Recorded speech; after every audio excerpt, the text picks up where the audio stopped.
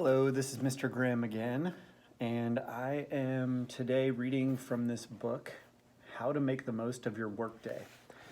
This was given to me many years ago by a lady named Stacy Korsgaden, who I believe is running for office in South County.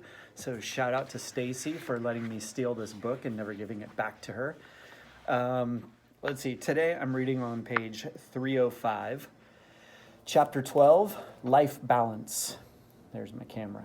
All right, I got to remember to look right at the camera, right? There. Okay, life balance. Life is not measured by the breaths you take, but by its breathtaking moments, said by Michael Vance.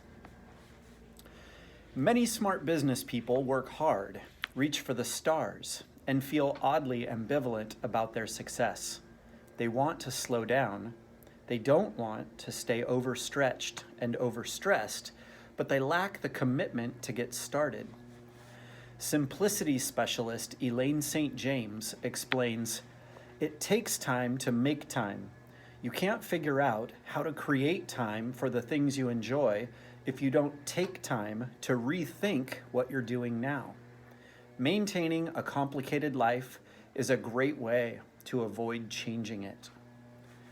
You can't measure how effectively you manage the priorities and activities of life when you're looking only at your career, unless all that matters to you is the career.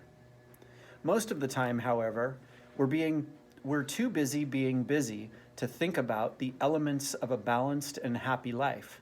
Take a break from the hectic pace of your life and complete the following assessments.